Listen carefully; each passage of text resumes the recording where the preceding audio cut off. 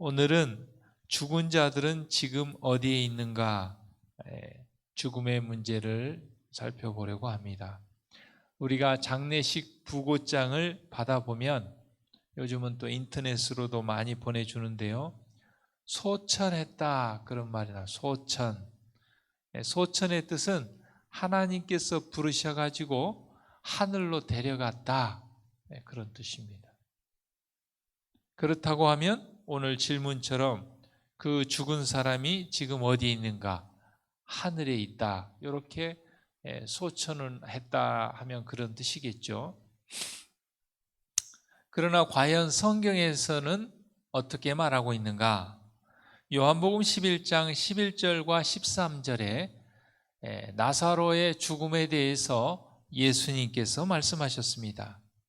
우리 친구 나사로가 잠들었도다. 예수님께서는 죽은 나사로를 하늘에 가 있다고 소천했다고 얘기하지 아니하시고 잠들어 있다고 그렇게 표현하셨습니다. 그러나 내가 깨우러 가노라. 그러니까 제자들이 헷갈리는 거예요. 분명히 죽었다고 얘기했는데 또 깨우러 간다고 하니까 이게 죽은 건지 잠자고 있는 건지. 그래서 제자들이 예수님께 대답합니다. 제자들이 가로되 주여 잠들어 있으면 낫겠습니다. 그러면 깨워서 흔들어서 깨우면 되니까. 그때 예수님께서 그의 죽음을 가리켜 말씀하신 것이다, 성경은 얘기했습니다. 그래서 그 다음 절에 보면 나사로가 죽었다고 예수님께서 분명하게 말씀하셨습니다. 그래서 예수님께서는 죽음을 잠자는 것으로 표현했는데 저희는 잠들어 쉬는 것을 가리켜 말씀하신 줄 생각했다, 그렇게 얘기했습니다. 예수님께서는 죽은 자들에게 잠들었다고 그렇게 표현했습니다. 그러므로 죽은 자들이 지금 어디 있는가? 잠들어 있는 것입니다. 전도서 9장 5절 말씀에도 무릇 산 자는 죽을 줄을 알되 죽은 자는 아무것도 모른다. 다시는 상도 받지 못하는 것은 그 이름이 잊어버린 바 됨이라 그랬습니다. 죽은 사람은 아무것도 모릅니다.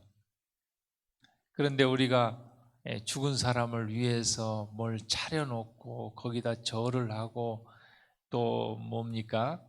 왔다 갔다 그러고 이렇게 여러 가지, 그건 우리 유괴적 사상을 가진 우리 인간적인 생각이지 성경은 죽은 사람은 아무것도 모른다고 그렇게 말씀하셨습니다. 창세기 2장 7절에 하나님께서 사람을 창조하시는 과정이 나옵니다.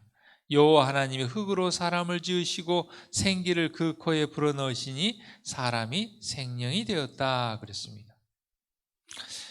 창조와 죽음은 반대입니다.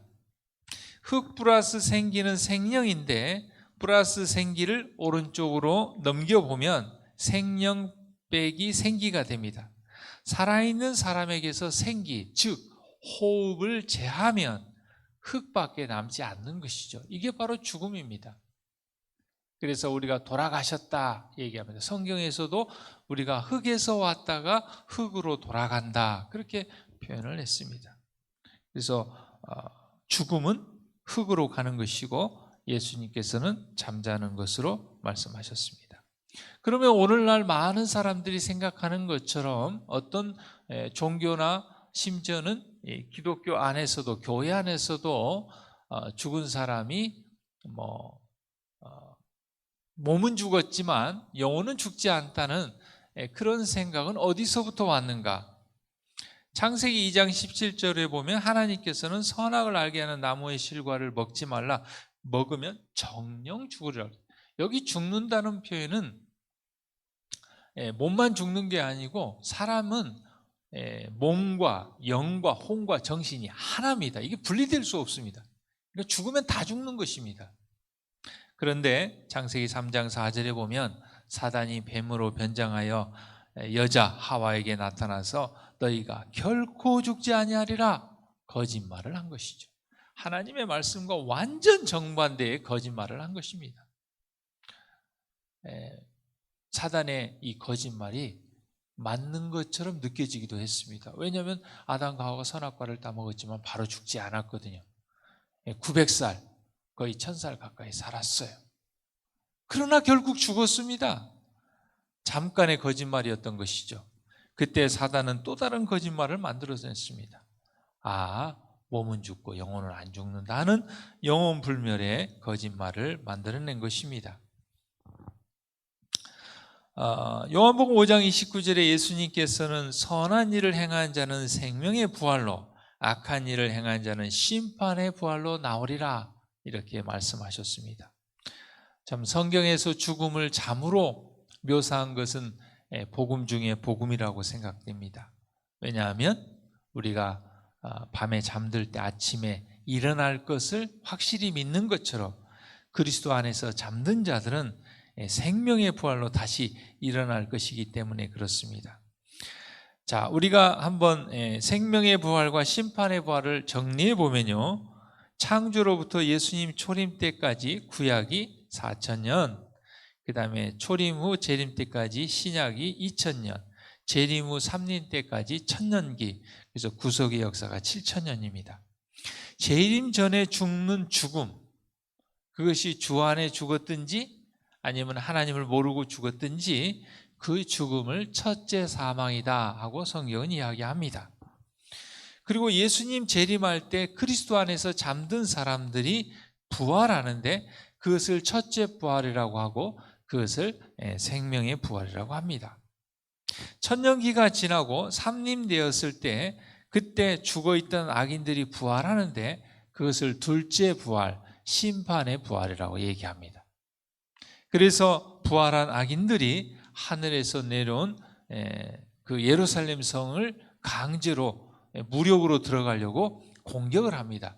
그때 하늘에서 불과 유황불이 내려와서 그들을 소멸하는데 그것이 둘째 사망이고 그것이 성경이 말하는 지옥이고 아무리 악인이라 할지라도 하나님께서는 그들을 소멸해서 없애고 마는 것이죠.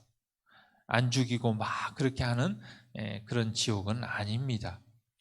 그래서 히브리서 9장 27절에 한 번 죽는 것은 사람에게 정하신 것이요 그 후에는 심판이 있으리라 그랬습니다. 한 번은 죽습니다. 물론 예수님 재림 때까지 살아서 승천하는 사람도 있겠죠. 그래서 우리가 한 번은 죽을 수 있습니다. 그러나 우리 예수 그리스도를 믿는 우리는 두 번 죽는 둘째 사망은 없기를 간절히 바랍니다. 오늘 기도할 기도 제목은 김순옥 집사님 가정, 김미영 집사님 가정, 우리 예원이네, 수민이네, 준혁이네를 위해서 기도해 주시기 바랍니다. 기도하겠습니다.